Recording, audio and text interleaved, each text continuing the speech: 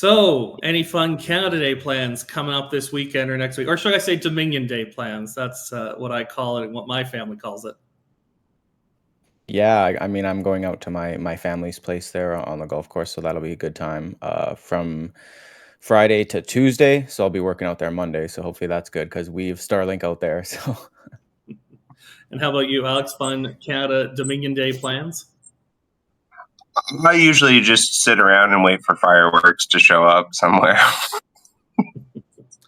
I actually haven't checked to see what Calgary's doing this year. Sometimes it gets funny ideas in its head, like to get rid of fireworks and instead do something that nobody wants to watch. I'm hopeful, though, because I think fireworks are the best part of Canada Day, and I feel like a little kid when Canada Day fireworks go off. So that's what I'm looking forward to. Okay, let's get into it.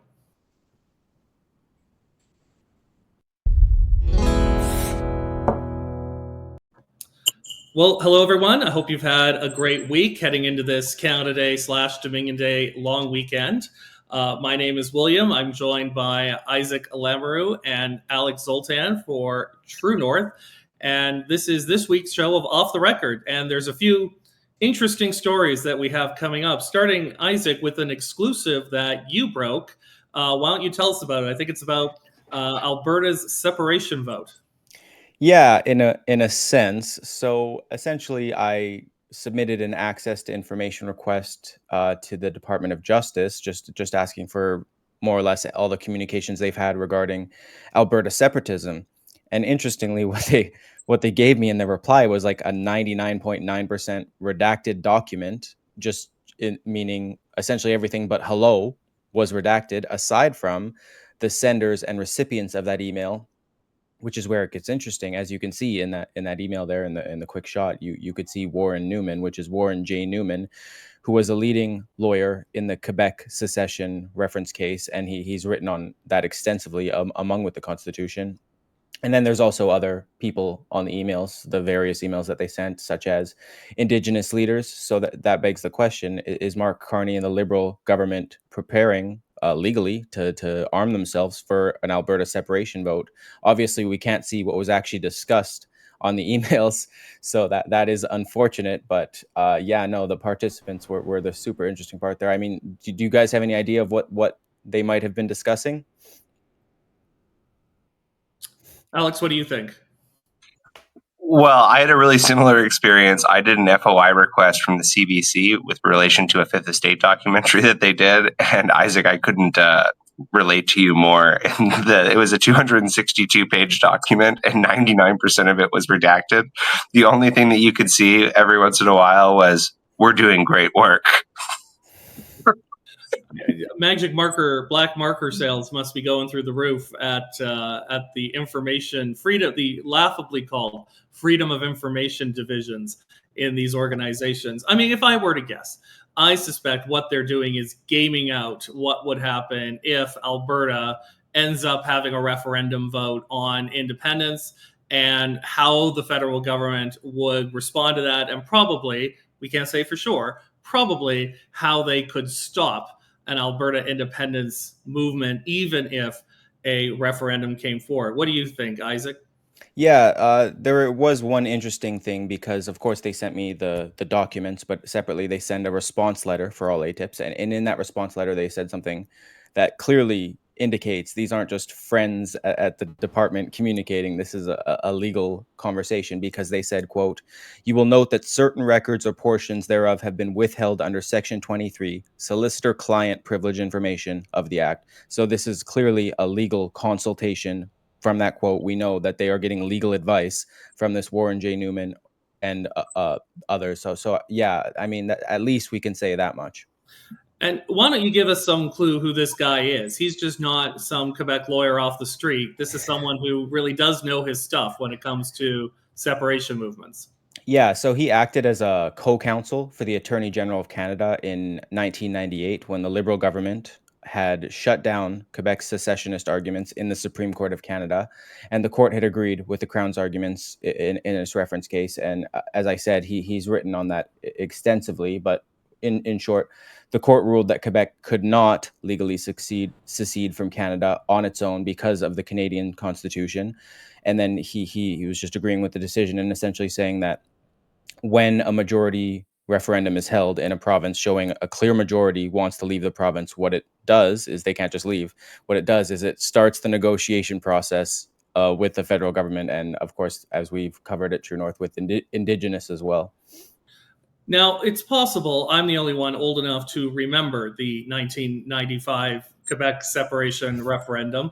I'm going to guess that both of you guys were still fairly young when that was happening. And people may forget how close that vote ended up coming. I believe it was 50.6% of people voted to remain and 49.4% voted to stay. And it kind of shocked Canadians just how close that vote was. And it resulted in this Supreme Court decision you're referencing resulted in the Liberal government of the day under Jean Chrétien putting forward the Clarity Act, which actually governs how Canada would deal with a province voting in favor of independence happening. Now, Alex, my question for you is, Isaac and I are both in Alberta, where this is still very much a day-to-day issue.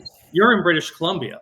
What do you think happens if Alberta declares independence and British Columbia is now sort of this island of Canada floating next to the Pacific? Well, I would say it's already kind of an island of Canada, just on account of its own weirdness. I often, this is just a thought I had earlier this morning when I was thinking about this subject. So the British North America Act, does it not require a 2/3 provinces agreement on secession? Is that, or am I mistaken on that? I've researched this subject just a little bit, probably not as much as both of you Albertans, but.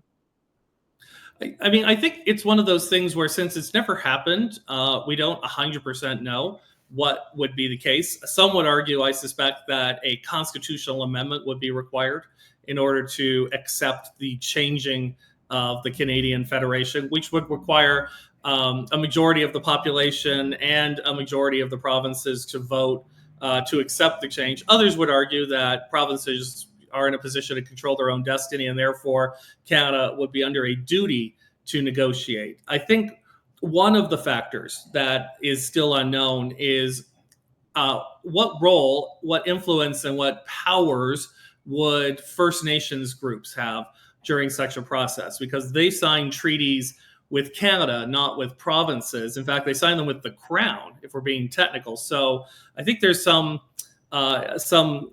people who believe that that really would make independence quite difficult for any province. Others would argue that they get to vote in these referendums as well, and therefore democracy should reign supreme. What do you guys think? Yeah, well, just all the constitutional experts we've kind of spoken with over the last few months or so, especially regarding Indigenous rights, have said they have no more power than any other Albertan, essentially, that they just get the vote. We'll remember Josh DeHaas of the Canadian Constitution Foundation said, quote, "There's nothing I'm aware of that would suggest that First Nations people could prevent those discussions from taking place," that being the subsequent negotiations, and that they have no legal authority. And we've seen other constitutional experts like Keith Wilson, for example, weigh in on the subject, essentially saying, again, that the First Nations have no special veto power.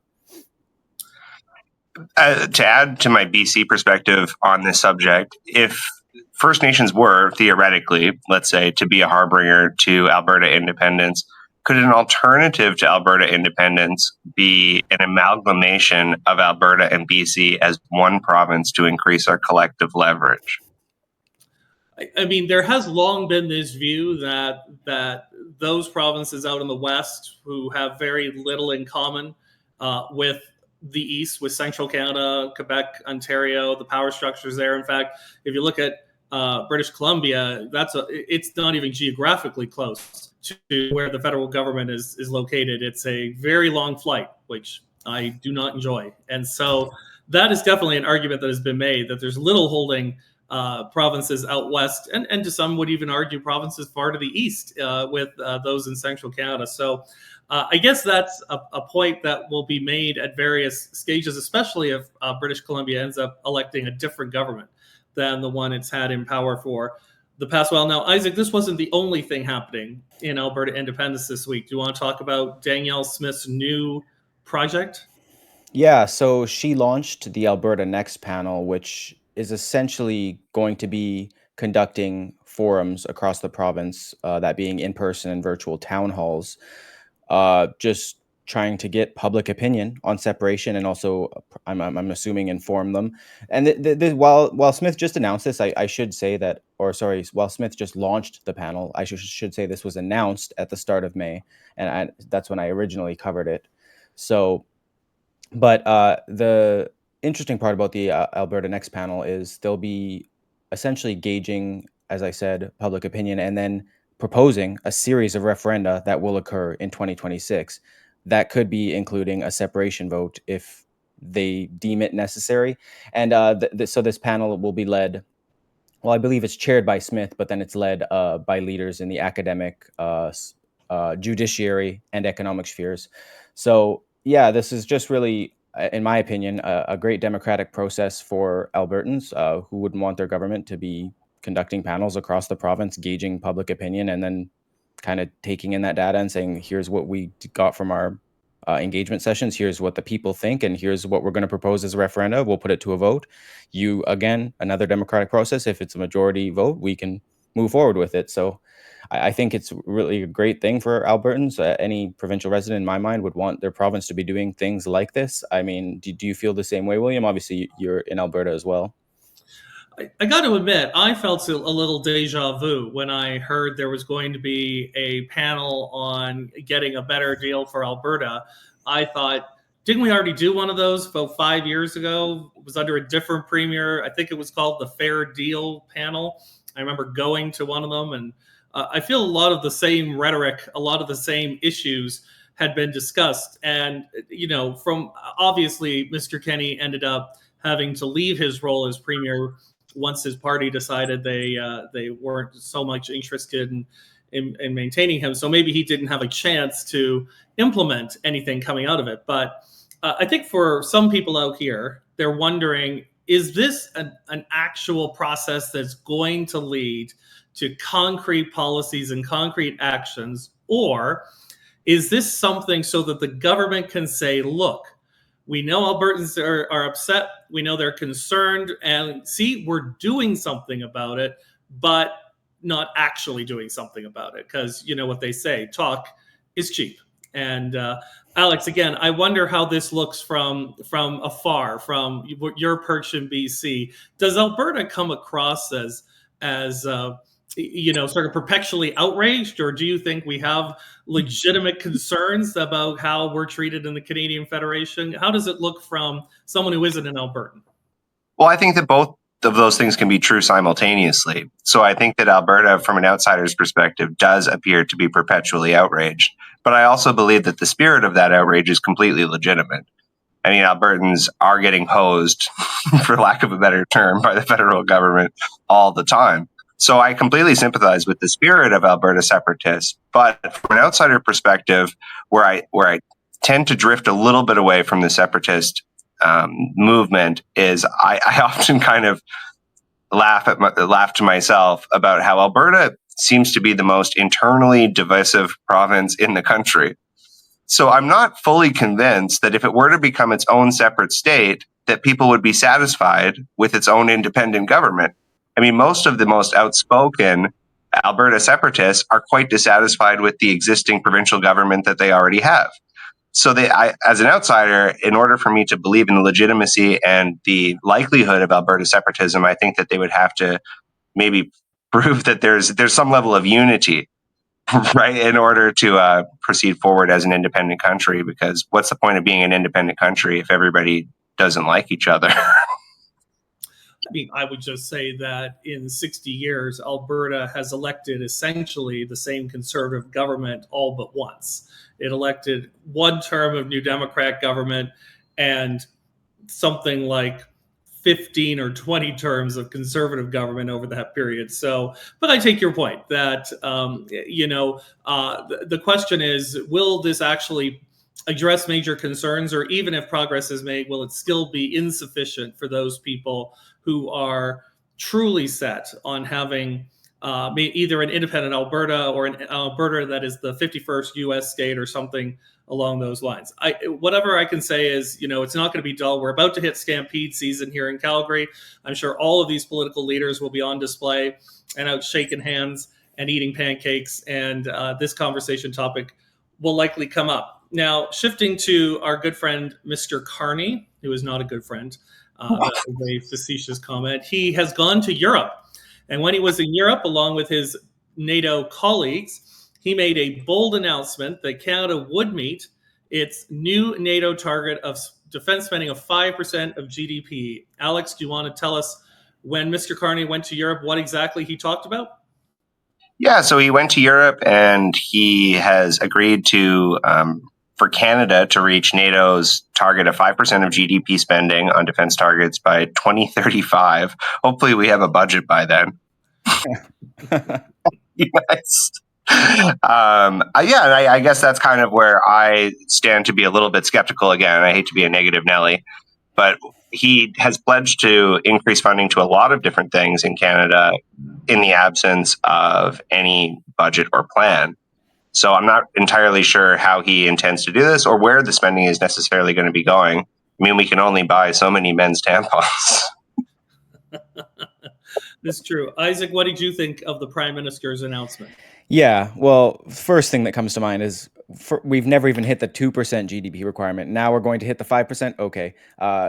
Again, just empty promises in my mind. We saw the same thing with Trudeau and his housing pledges, which Carney has replicated, by the way. Just, I'll magically build 4 times more houses. Trust me, I'll get 2 million built in the next year. And then, the housing starts are actually plummeting, Trudeau. To be fair to Carney, he may actually hit them through modular housing, which people can't even begin to fathom. But yeah, no, so we can all be living in trailer parks. So, I mean, it's an empty promise at the end of the day until it's actually done. So, like, saying something is one thing, but talk is cheap, as you said earlier, William. Like, it really doesn't mean much at the end of the day unless you actually accomplish it. But just looking over the past years, Canada's not even close to the 2% GDP requirement. So jumping to the 5% within a few years seems like quite the stretch. And that doesn't even get us started on the military recruitment issues we've seen. Let's go build all these planes, build all these ships, but no one to fly them. They're just sitting there. So they do have other concerns with our armed forces that need to be addressed, that especially from a recruitment standpoint. Yeah, I'm inclined to agree that this 5% commitment is bold, but given Canada's track record on defense spending, I honestly don't see how it's going to be achievable, let alone by 2035, by ever in Canada, the future of our country. I think people, if they don't really follow national defense closely, they may not be aware of just how much of a disaster the Department of National Defense has become under, certainly under Mr. Trudeau. He did not do a lot of positive things for the armed forces. Isaac makes a joke about there being tampons in men's washrooms.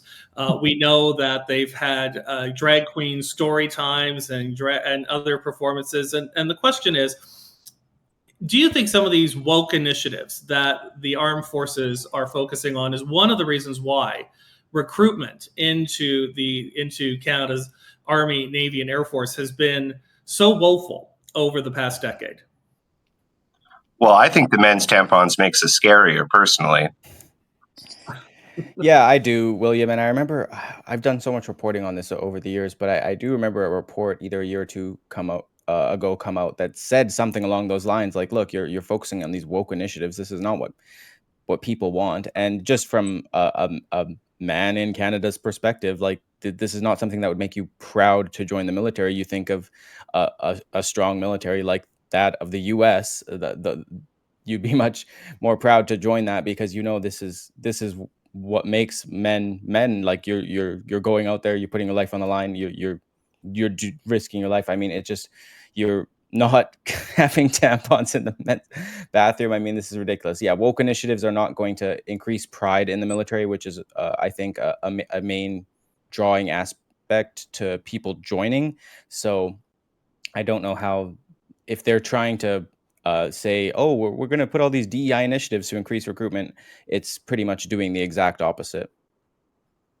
Alex, what do you think is at the heart of our recruitment problems for the armed forces? Maybe a lack of patriotism as well, more generally. Canada considers itself under Justin Trudeau, and I think it considers to continue itself a pioneer in the post-nation state experiment. So, I mean, I think that what draws most people to the military is either financial opportunity or the ideological or the spiritual opportunity to defend your country, which you're very proud of. And so, in the absence of both of those things, I don't think it's any mystery why people aren't joining the military. Yeah, I think that's a great point. That you look at what's going to motivate someone to agree to step up, put themselves in danger, definitely live a difficult life as a member of the armed forces. And it's, I would say, wanting to defend Canada, wanting to defend our way of life, our values is a big part of that. And when you constantly have governments that, over the past 10 years, who were so negative towards Canada as a whole, that they said we were a genocidal colonial state that had no redeeming qualities. It's not, I think you're right, not a mystery why people may not have felt the need to step up and serve in our armed forces. Now, one other point that I think, again, people who maybe aren't watching national defense issues day in, day out, may understand just how difficult it is to buy some of these things that we have been trying to buy for not just years, but coming on decades. I'm thinking about, Canada first committed to buying F-35s, I think, circa 2006 to 2008, somewhere in there, the beginning of the Harper government. And here we are, 2 prime ministers later, and we still don't have a plane. And I think about, we're still trying to buy new frigates, icebreakers. Even just having the money available doesn't seem to be enough in order to actually get material purchase. So what do you guys think? I mean, do we need a whole top to bottom review and tearing it up and starting again on how we purchase assets, especially in national defense? Or can we actually buy some of these things within the current system if we just had enough political leadership to get it done? Yeah, I think both of those things can be true. Because, well, to have a strong political leadership, change might be required, starting at the top, right? And then I don't know the intricate details of why we haven't been able to purchase these things, but I'm just thinking of again, a strong military. If Donald Trump wanted to buy an F-35, I'm sure he could get that accomplished within quicker than 2 decades, as we've clearly failed to do in Canada. So really, it comes down to who's at the negotiating table, and I mean, yeah. And Alex, any thoughts on this defense spending issue from can we even do it if we had the money? Well, again, I'll bring in my weirdo BC perspective on this. I don't know if it's necessary. And I'm not an expert on military spending or anything like that, but I don't know if it's necessary for Canada to necessarily be a hard military power. We rarely have wars, and we rarely go overseas, and we rarely need planes, or maybe we need icebreakers in some hypothetical, theoretical future. But I think maybe one of the ways that we could improve the Canadian military and circumvent those issues would be to become a soft power, increase our intelligence service. One of the great advantages that Canada has right now, as the post-nation state, is that we have a lot of people who speak foreign languages. Right, we actually could be a world leader in terms of translation services and global intelligence, and so I think that maybe that would be a way that we could improve our military without necessarily having to purchase expensive equipment from other countries that we might not like. Well, certainly, I think we're going to have to see something change, because what has been the case up until now is just unsustainable. And the fact that Prime Minister Carney has now signed on to the new NATO commitment, also say, no, there will be no cuts to any other spending, and we're going to build millions of homes, and we're going to spend money across a whole range of other areas. Something here, there might not be a surprise as to why he hasn't brought forward a budget yet. It's because, frankly, to do all of that might be impossible. So I guess we'll keep an eye and see if we're going to see meaningful changes to defense, or if it is more hot air, which is what Canada produces an awful lot of when it comes to military issues. So next up, speaking of being proud Canadians, the good people of Montreal once again will not get a Canada Day parade. And you might think this is an ideological exercise that, despite this renewed patriotism in the face of Donald Trump's tariffs against Canada, that, there's this surge in Canadian pride. But in the case of Montreal, it appears that civil servants at the city just can't get their act together enough in order to hold a parade. So that's at least what the organizer of the parade has said. He's encountered bureaucratic resistance, bureaucratic unhelpfulness, which I think everyone has experienced at one time or another when dealing with government, and that as a result, there will not be another Canada Day parade. Alex, in terms of being patriotic in a parade, do you think this is a real loss for Montrealers that they won't get for a second year Canada Day parade? Well, I think it's particularly strange that it's occurring in Montreal, where you seem to have anti-Canada parades almost every weekend. So there's definitely an irony there. Isaac, what are your thoughts? Yeah, no, I mean, this is obviously related to the last story, which you might not initially expect. But when you're talking about patriotism, Alex, and I'm just thinking about when you think about Canada Day, the first thing that comes to mind might be a parade for me, or as William mentioned, the fireworks, which oftentimes can accompany a parade as well. I mean, this is something I'm certainly looking forward to over Canada Day weekend, are the parade and the fireworks out at where I'm going. The fact that Montreal can't put together a parade is an embarrassment. I mean, what are we talking about here? How can you not throw together a parade? Worst case, just you have public funds to do this. Just hire a private company to do it if you can't get it done, because I guarantee you a private company can.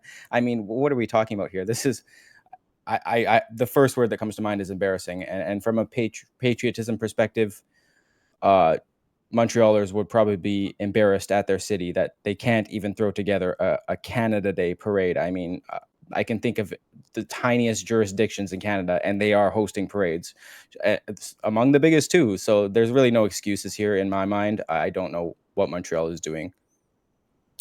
I mean, I think this is a good warning for any opposition party looking to form a government and make promises of transformational change. There's an old saying that the real opposition isn't the other party, it's the civil service, who are opposed to everything. And you've got a mayor of Montreal saying that they're committed to having a parade and that a parade should go ahead, and then you've got the bureaucracy dragging its heels, throwing up bureaucratic hurdles, and basically saying they're not going to let this happen. And I think it's very worrying that a bureaucracy can stop a project like this, because we've got a huge bureaucracy in the federal government. We've got Pierre Poilievre promising if he gets elected, he's going to make a huge fundamental change. What happens if he inherits this bloated bureaucracy that's going to fight tooth and nail against his entire agenda from day one? Alex, what do you think will happen there? Do you think Pierre is going to be able to force through these changes regardless, or do you think it's time we discuss the politically unpopular scaling down the civil service and even firing people from it? Well, it's a really good question. It's. I mean, I'm not super familiar with the internal politics of Montreal municipally. However, it just seems very strange to me that Montreal is canceling the Canada Parade on the heels of an election that was really based on pride in Canada, and specifically Canada being differentiated from our neighbor to the south. When I was in Montreal, I observed a lot of pride in Canada, mostly in opposition to us simply not being American, which is pretty common. So I was actually quite shocked to see that Montreal would be canceling the parade in such a unique time in history, I guess you could say.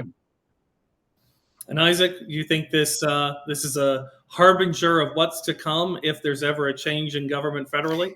Yeah, I just wanted to talk about that point a bit, William, that you brought up with Pierre and the bloated bureaucracy, because it's not just that.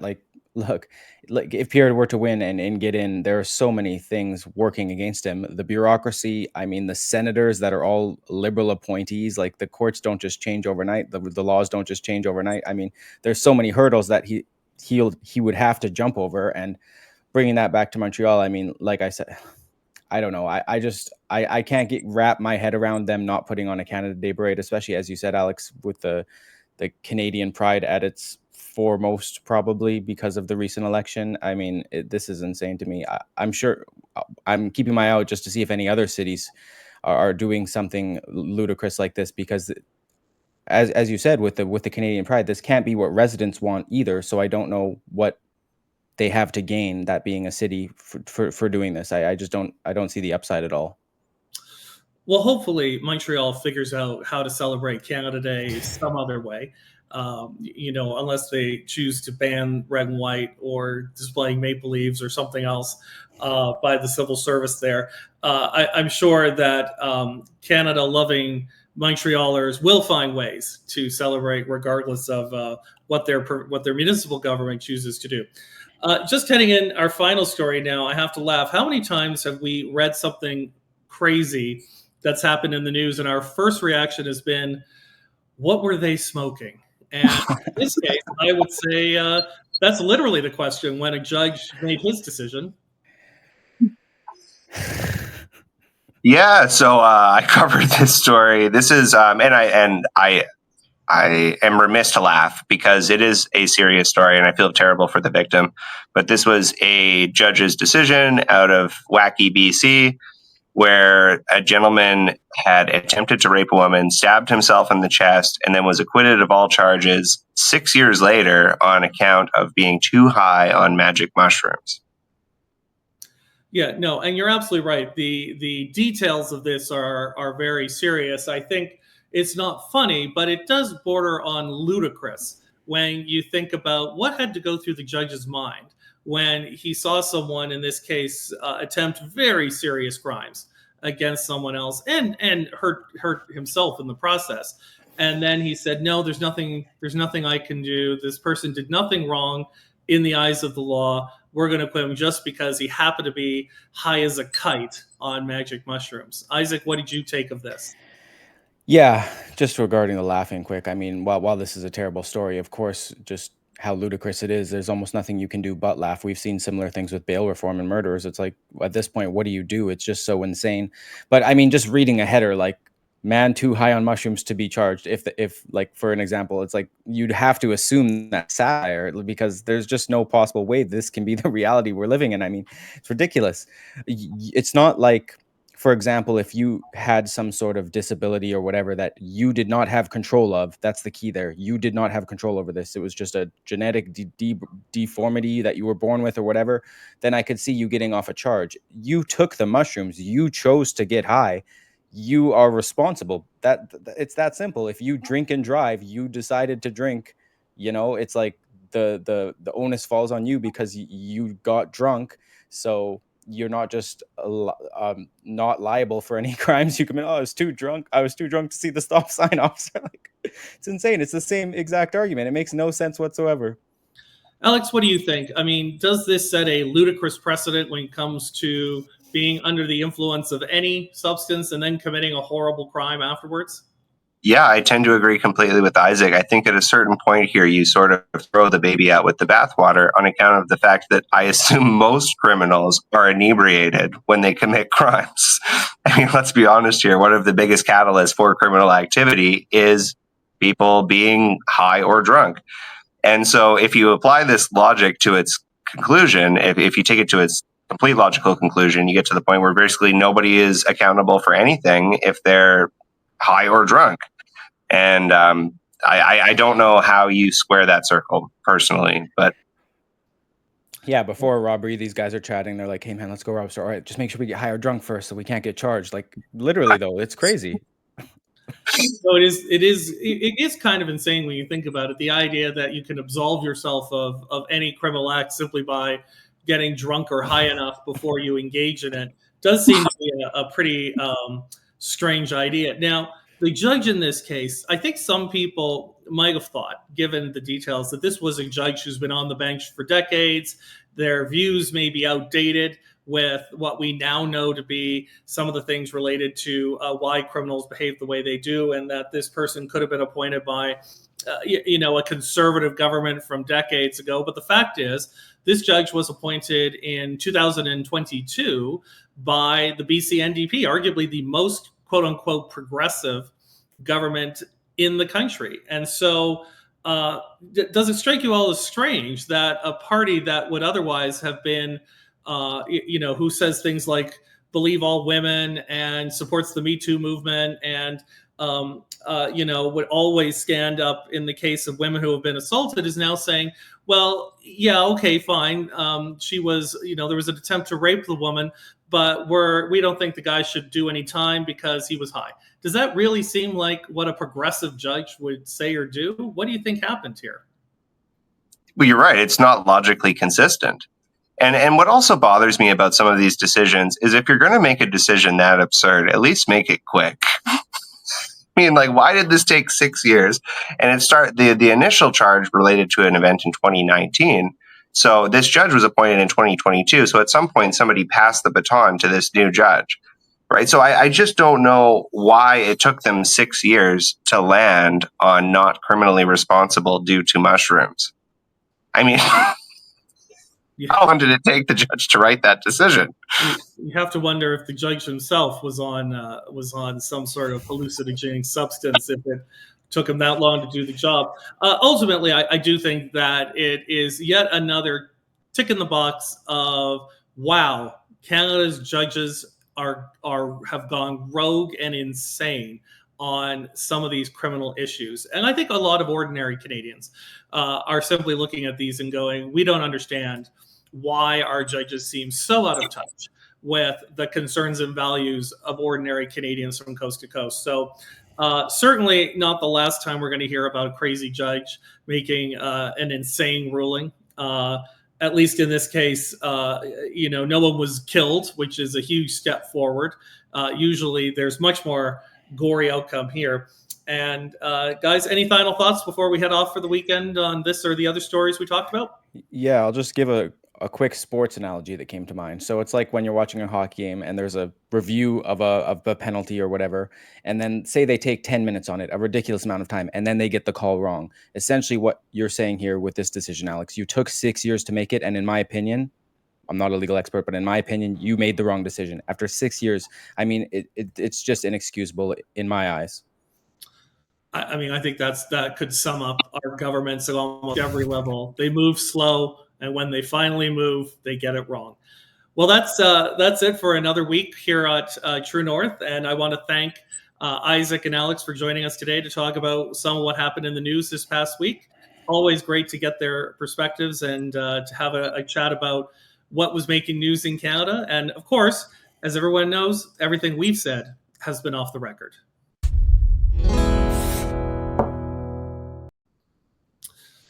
Yeah, you just have to wonder if there's a training course somewhere online for judges teaching them how to be truly insane on key issues. Well, I'll just say this. After writing and covering that story, I'm definitely scratching magic mushrooms off my Canada Day plans. Not that they were on there. Why would you scratch it off, Alex? It'll absolve you from any crime you're going to commit. I've never thought magic mushrooms were a good idea, but now I'm really scared. I mean, I think most patriotic Canadians will be drinking cold beer, hopefully somewhere by a lake on the Canada Day long weekend. To me, that's the epitome of how you celebrate our nation's birthday. Absolutely. But, it makes me wonder, you can actually buy magic mushrooms at corner stores in Vancouver.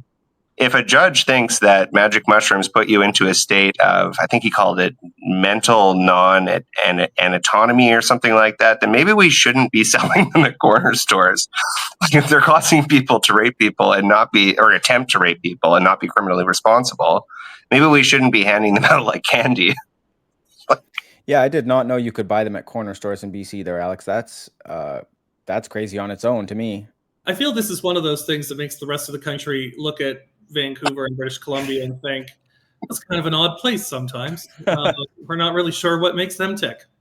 I feel like you guys are going to do a referendum to just kick us out at some point. All right. Thanks very much. You guys have a great My pleasure. Thanks. Yeah. All right. Thank you guys.